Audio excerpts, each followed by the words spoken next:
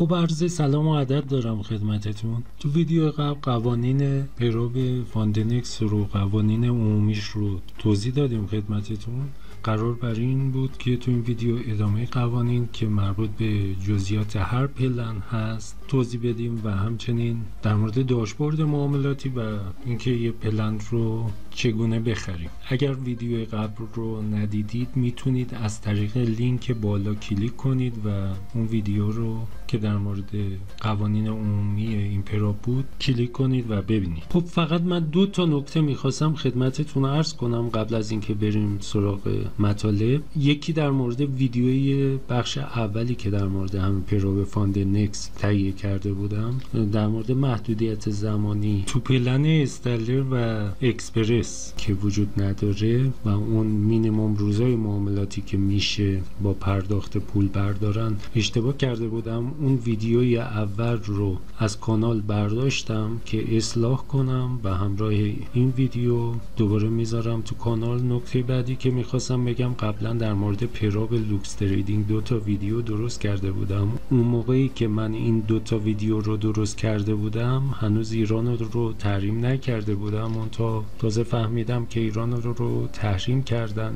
لوکس تریدینگ شما اگر از قبل تحریمشون حساب دارید مشکلی پیش نمیاد و میتونید کار کنید با این پرو. و اینکه ما تو ویدیو قبلی گفته بودیم که در مورد حداقل روزهای معاملاتی پلن استالر تک مرحله‌ای اینجا نوشته بود 5 روزه، منتها الان میبینیم کردنش 2 روز و اصلاحش کردن و همین دیگه. خب ما میریم سراغ قوانین این پرو و قوانین عمومی رو توضیح دادیم و میرسیم سراغ پلن استالر یک تک مرحله‌ای. کلیک میکنیم روش و این چند مورد قوانینش هست که دونه دونه مورد بررسی قرار میدیم. در مورد قوانین این پلن تک مرحله‌ای استالر، ماکسیموم درآمد روزانه‌اش 3%، ماکسیموم درآمد کلی 6%، مینیمم روزهای معاملاتی 2 روزه که عرض کرده بودم با 15% مبلغ بیشتر میتونید مینیمم روزهای معاملاتی رو بردارین. ماکسیمم روز معاملاتی نداره و یعنی محدودیت زمانی برای معاملاتتون نداره. کپی ترید گفته بودیم از حسابهای خودتون آزادین کپی ترید کنی ولی از حسابهای دیگران ممنوع هست. و روی آی پی و استفاده از وی پی اس و وی پی این اون هم بارها تو ویدیوی قبل ذکر کردیم که آزاد استفاده از وی پی این، منتها وی پی این تون تاکید دارن پولی باشه، آی پی ثابت و طبق گفته یکی کسانی که با این پرو کار میکنن به شدت روی آی پی حساسن و نهایت 2 تا آی پی میشه استفاده کرد که یکی آی پی خودتون اون آی پی وی پی این رو که ثابته یا وی پی اس با پشتیبانی تماس بگیرین و واسه شون ارسال بکنید قبل معاملاتتون که خدای نکرده مشکلی پیش نیاد. از وی پی اس هم که استفاده میکنید یا همون وی پی این تون فقط 1 نفر از اون استفاده کنه، فرضاً 2 نفر از اون وی پی اس استفاده کنن و باش تو فاندنکس معامله انجام بدن، ممکنه منجر به سلب اون پلنی که در اختیار دارین بشه. خب در مورد وقتی مرحله اول رو پاس کردین چه اتفاقی میفته؟ وقتی مرحله اول رو پاس کردید به صورت اتوماتیک خود به خود اون معاملاتی که انجام دادین رو مورد بررسی قرار میدن. یک پاپ آپ توی داشبورد توی لینکی تو میاد واسه ارسال اون مدارک هویتیتون و احراز هویتتون، اونجا واسه شون ارسال میکنید و بین 24 تا 48 ساعت طول میکشه که مورد بررسی قرار بگیره و اون اکانت ریل رو در اختیارتون قرار بدن. ضمن اینکه توافقنامه هم بین شما و این پرو اون هم باید امضا بکنید و واسه شون ارسال بکنید. خب در مورد تارگت سودتون 10% و حداقل روزهای معاملاتیتون 2 روزه و گفتیم تارگت سود 10% تو اون حساب ارزیابی، تو حساب ریل که تارگت سود ندارین و عرض کردیم اون محدودیت زمانی، اون پریود زمانی برای پاس کردن چالش نامحدوده. همچنین خب تقسیم سود تو این پلن به چگونه است که شما تو فاز اول که اون فاز ارزیابی هست، وقتی به اون تارگت سود رسیدین 15% اون سود متعلق به شماست و تو حساب ریل هم که اینجا نوشته به 90% افزایش پیدا میکنه. منتها تو قوانین عمومی به این صورت بود که 80% سهم شماست و پس از اون که واجد شرایط افزایش سرمایه شدین که تو ویدیو قبل شرایط رو توضیح داده بودم، سهم شما از 80 به 90% ارتقا پیدا میکنه. البته این نکته هم بگم که شما میتونید موقع خرید پلن با مبلغ اضافه تری نسبت به اون مبلغ خرید پلن سهم تریدر رو بکنید 95%، که حالا موقع خرید پلن میرسیم و دوباره توضیح میدم خدمتتون. خب اینا قوانین پلن استالدر تک مرحله بود. قوانین 2 مرحله ایش اینها قوانین هست که بریم بررسی کنیم قوانین رو. تو قوانین کلی ماکسیموم درآمد روزانه‌تون 5%، ماکسیموم درآمد کلیتون 10%، که اون هم عرض کردیم تو ویدیو قبل که درآمد کلی بر حسب سرمایه اولیه هست که دارید و این از مزایای این پروبه. مینیمم روزهای معاملاتی تو پلن استالدر 2 مرحله ای 5 روزه که این 5 روز رو میشه موقع خرید با پرداخت مبلغ بیشتر بردارن و کپی تریدینگ و در مورد آی پی و وی پی ان هم توضیح دادیم. در مورد تارگت سودش تو فاز اول 8% و تو فاز دوم 5% و تو اون فاز سوم به بعد که حساب ریل هست هیچ تارگت سودی وجود نداره، که اینجا میبینید واسه هر پلنی تارگت سود فاز اول و تارگت سود فاز دوم چقدر باید سود بکنن و پریود زمانی و حد اکثر روز معاملاتی نداره و روزهای معاملاتیش نامحدوده و واسه حسابای ارزیابی استرس زمان ندارید و تقسیم سودن عرض کردیم 15% از سود حسابای ارزیابی به شما تعلق میگیره که این هم از مزایای این پروب هست و تو حساب ریل تقسیم سود 80% که با اون طرح افزایش سرمایه که وقتی شامل حال طرح افزایش سرمایه شدید از 80 به 90%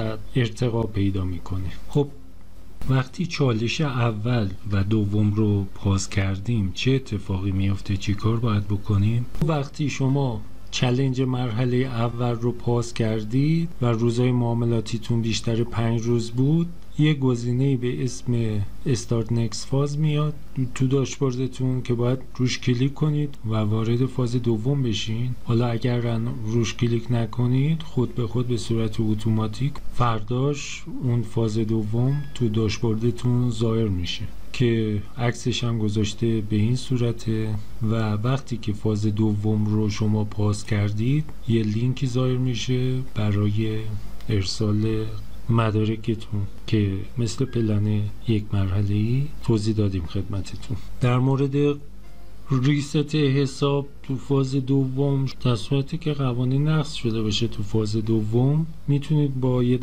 تخفیفی دوباره پول رو پرداخت کنید و حسابی که در اختیارتون میدن تو فاز دوم نمیدن، تو فاز اول میدن. یعنی شما انگار یه پلن جدید میخرید با 1% تخفیفی. و قانون اگر زودتر 5 روز به اون تارگت سودتون رسیدید چه اتفاقی میفته؟ شما باید 5 روز معاملاتی حداقل داشته باشید و زودتر از 5 روز به تارگت سود رسیدین باید حتما روزهای دیگه هم معامله بکنید تا به 5 روز برسه. ضمن اینکه نمیشه مثلا روزهای دیگه‌تون میانگین حجماتون فرضاً 1 لات بوده، بیاین واسه اینکه 5 روز معاملاتیتون پر بشه روزهای باقی مونده رو فرضاً 1-2 تا حجم 100 باز بکنن. این تو همه پروب ها به این صورت است و موقع بررسی معاملاتتون احتمال زیاد اشکال بگیرن. خب قوانین پلن 2 مرحله‌ای هم گفتیم خدمتتون. در مورد پلن اکسپرس این 13 تا قانون داره که قوانین رو مشاهده میکنید و دونه دونه بررسی بکنیم. در مورد قانون اولشون که ماکسیموم درآدان روزانهشون 5%، ماکسیموم درآدان کلی 10% و مینیموم روزهای معاملاتیشون 10 روزه و در مورد کپی تریدینگ و آی پی و استفاده از وی پی ان و وی پی اس هم توضیح دادیم، مثل پلن های دیگه است. در مورد تارگت سودش 25% که مبلغ خیلی بالاییه این 25%، منتها محدودیت زمانی نداره و روزهای معاملاتیتون نامحدود هست، ولی مینیمم روز معاملاتیتون حداقل 10 روز باید باشه. ضمن اینکه من این نکته اضافه کنم که حالا من اگر اینو به فارسی ترجمه بکنم، اینجا نوشته که اگرچه محدودیت زمانی برای رسیدن به هدف 25% وجود ندارد، شما باید در چرخه های معاملاتی 4 هفته‌ای معامله کنید و حداقل روزهای معاملاتیتون که 10 روزه. فکر میکنم منظورشون از این که در چرخه های معاملاتی 4 هفته‌ای معامله کنید، چون این پلن نمیتونید که آخر هفته هولد کنید معاملتون رو و نگه دارید و آخر هفته یه رو قبل از بستن بازار باید معاملتون رو ببندید. فکر میکنم منظور این جمله که در چرخه های معاملاتی 4 هفته‌ای معامله کنید همین باشه. البته این نظر من است. و در مورد قانون تقسیم سود که تو حساب ارزیابی مثل بقیه پلن ها 15% اون سودتونه و تو حساب ریل، تو برداشت اول حساب ریل تقسیم سود 60% سهم شماست و 40% پرا. توی برداشت دوم اون 60 به 75 ارتقا پیدا میکنه و 75% سهم شماست و تو برداشت سوم به بعد 90% سهم شماست و 10% سهم پرا. که این مطلب رو من تو ویدیو قبلا توضیح داده بودم که اگر اون ویدیو رو بیارم میبینید برداشت اول 60%، برداشت دوم 75 و برداشت سوم 90%، که این تو حساب اکسپرس فقط به این صورت هست. و قانون بعدیشون در مورد زمان که توضیح دادیم، هیچ محدودیت زمانی وجود نداره، ولی معاملاتتون حداقل باید 10 روز معاملاتی انجام بشه.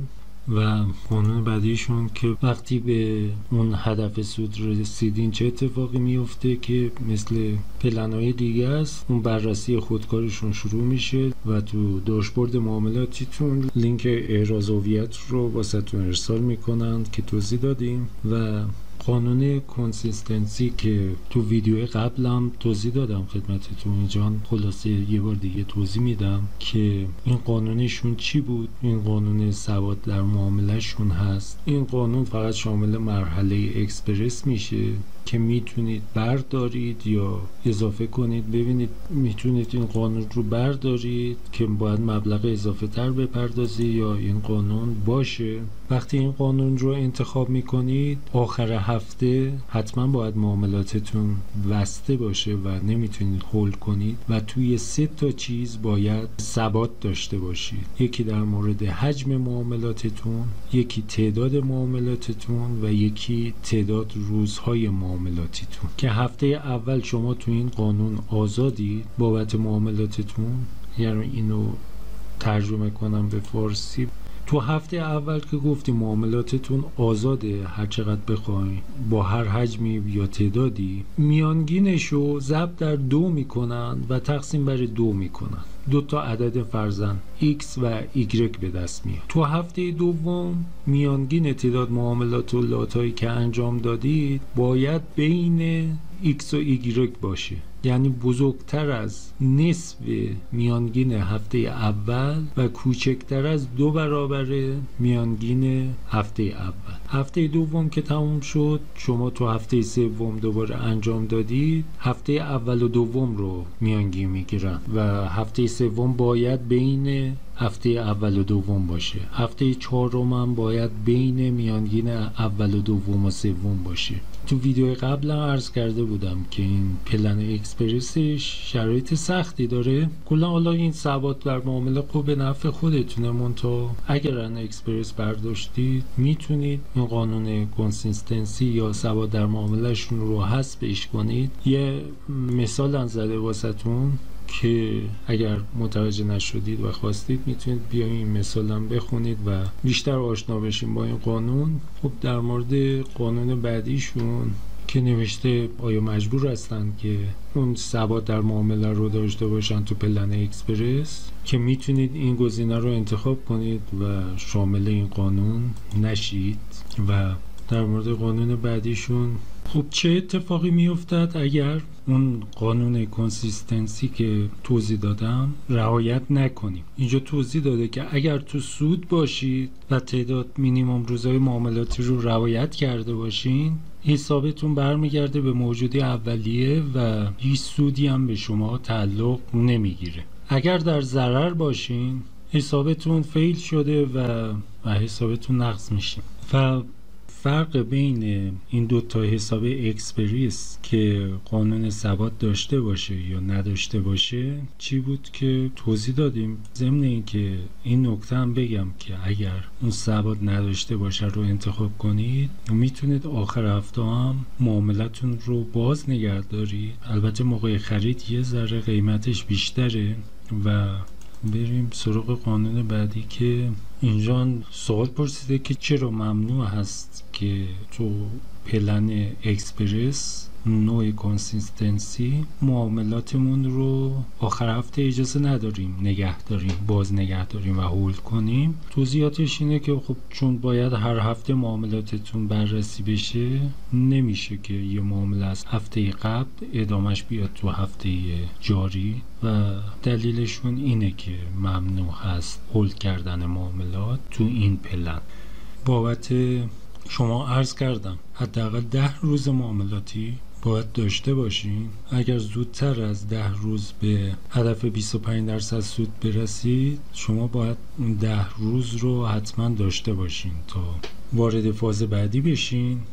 خب این قوانین اکسپرس بود، فقط قوانین اوالیویشنش مونده که اینا رو با هم بررسی بکنیم. کلا پلن اکسپرسش واقعا من خودم پیشنهاد نمی کنم به هیچکی که این پلن رو برداره. و اوالیویشنش شرایط راحت تری داره. در مورد قانون اولشون ماکسیموم ضرر روزانه 5%، ماکسیموم ضرر کلی 10%، حداقل روزهای معاملاتی 5 روزه. بابت کوپی و آی پی و وی پی ان و بی پی اس هم که گفتیم خدمتتون. در مورد تارگت سودتون 10% تو فاز اول، تو فاز دوم 5%. منتها زمان داره که تو فاز اول باید تو 4 هفته به اون تارگت سود برسین و تو فاز دوم در 8 هفته. پس محدودیت زمانی واسش وجود داره. فاز 1 4 هفته، فاز 2 8 هفته.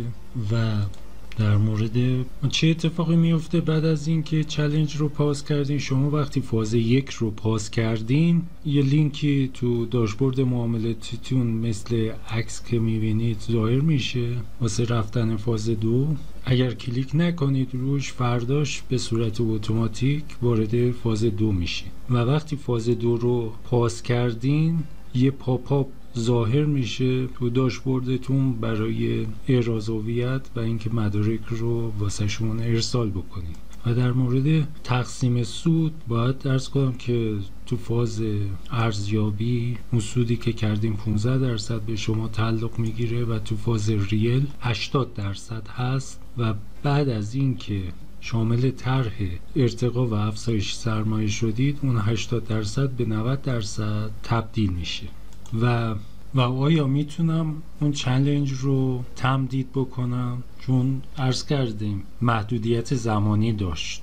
مثلا فاز 1 4 هفته بود دیگه. شما فقط فاز 1 رو میتونید تمدید بکنید در صورتی که 3 تا شرط رو رعایت کرده باشین. اول اینکه حداقل 5% تو سود باشین. دوم مینیمم روزهای معاملاتیتون تکمیل شده باشه، یعنی 5 روز رو معامله کرده باشین. سوم، هیچ قانونی رو نقض نکرده باشید. در این صورت وقتی که 3 روز مانده به پایان هفته 4م، شما یه لینکی تو داشبوردتون ظاهر میشه که میتونید اون رو فشار بدید و 14 روز فرصت اضافه بگیرید که فکر میکنم 14 روز تقویمی باشه و یعنی 10 روز معاملاتی. این 14 روز رو فرصت میگیرید تا به اون تارگت سود برسین. این تمدید هم فقط 1 بار شامل حالتون میشه و فقط 1 بار میتونید از این تمدید استفاده کنید. اگر حسابتون رو ریست کردید باز هم میتونید از این شرط استفاده کنید، ولی در کل فقط 1 بار میتونید از این شرط استفاده کنید. خب بابت قانون بعدیشون میتونیم فاز دوم رو ریست بکنیم. شما فاز دوم باشید حساب رو ریست کنید، برمیگردید تو فاز اول. فقط یه مبلغی پول با تخفیف نسبت به اون خریدی که انجام دادید پرداخت میکنید و ریست میشه. منتها دیگه فاز دوم باشید از فاز اول شروع میشه واسهتون. خب بریم سراغ قانون بعدی که عرض کردیم مینیمم روزهای معاملاتیش 5 روزه که اگر زودتر برسیم باید اون 5 روز رو پر کنید تا وارد فاز بعدی بشین. و در مورد تلاش مجدد، منظورشون اینه که شما زمانتون تمام شد و به اون تارگت سود نرسیدید، دوباره میتونید تلاش خودتون رو امتحان کنید با یه حساب جدید رایگان، ولی مشروط به چند تا عمل که انجام داده باشین که یکی اکانتتون تو سود باشه، یعنی حتی 1 سنت تو سود باشه. دوم اون 5 روز مینیمم تعداد روزهای معاملاتی رو رعایت کرده باشین. سوم قانونی رو نقض نکرده باشین. این 3 تا شرط رو داشته باشین و زمانتون تموم شده باشه، یه اکانت جدید رایگان بهتون میدن. این فقط شامل فاز 1 میشه و قوانین اون پلن ایوالیویشن رو مواردش رو توضیح دادیم خدمتتون. این سری قوانین در مورد مسابقه فاندنکس هست و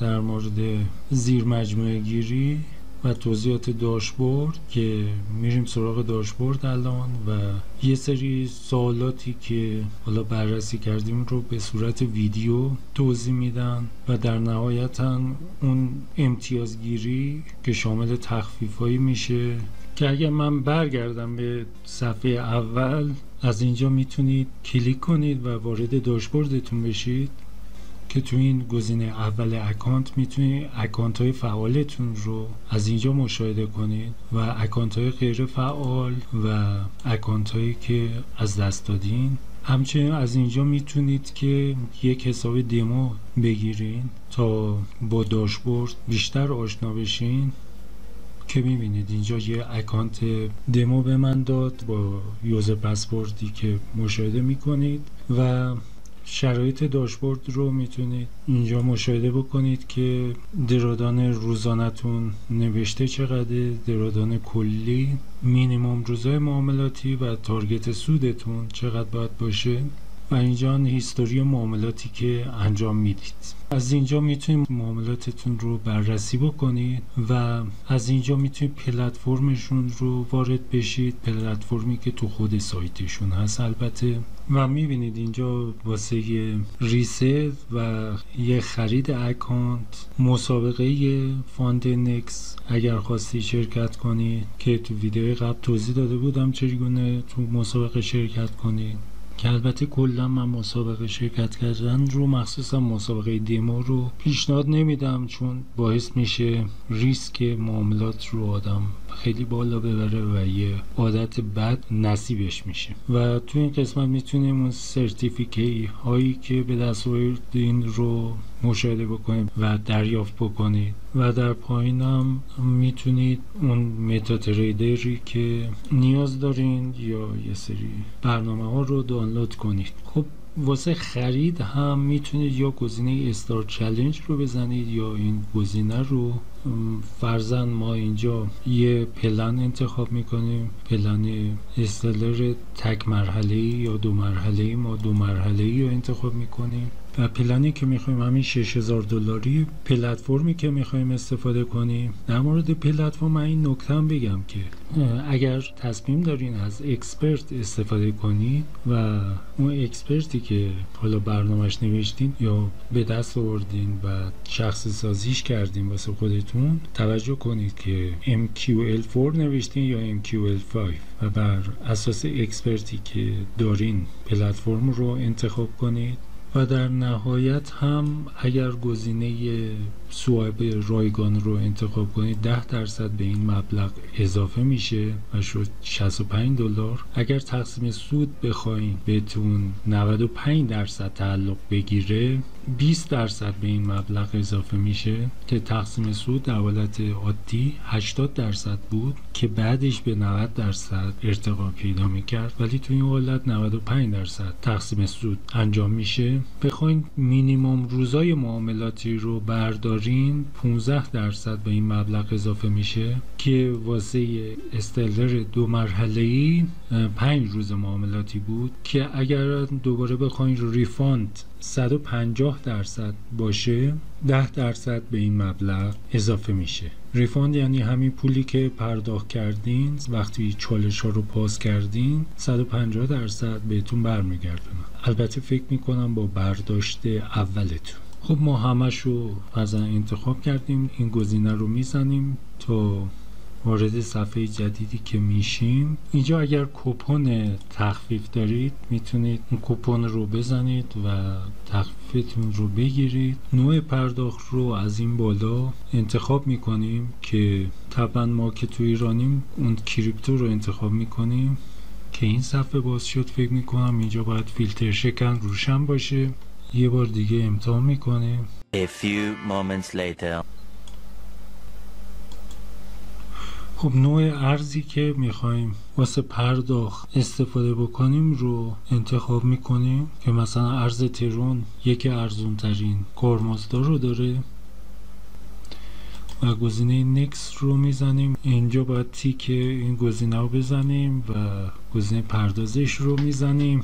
مشاهده میکنید تو صفحه جدیدی که باز میشه این مقدار پول رو که میشه تقریبا 800 تا ترون به این آدرس ولت ارسال میکنید و مقدار زمانی که مهلت دارین هم اینجا نوشته. فکر میکنم مواردی که لازم بود رو در مورد این پراپ گفتم. کلا یه فایل هم دارم درست میکنم در مورد همه پراپ های خارجی و پلن هایی که دارن همش رو توی یه فایل بررسی بکنیم و اونا رو امتیازبندی بکنیم تا بتونیم بهترین پلن رو از بین پراپ های خارجی انتخاب بکنیم. در کل نظر من در مورد فاندنکس و فیدل کرست است که بین پراپ های خارجی بهترین رو دارن تا اونجایی که من بررسی کردم و انشالله اون فایل آماده میشه و یه ویدیو در موردش درست میکنیم. خیلی ممنون که با ما همراه بودین. ببخشید ویدیو هم طولانی شد ولی باز همه مطالب رو میگفتیم. ما رو سابسکرایب کنید، حمایت کنید. متشکرم. خدا نگهدارتون.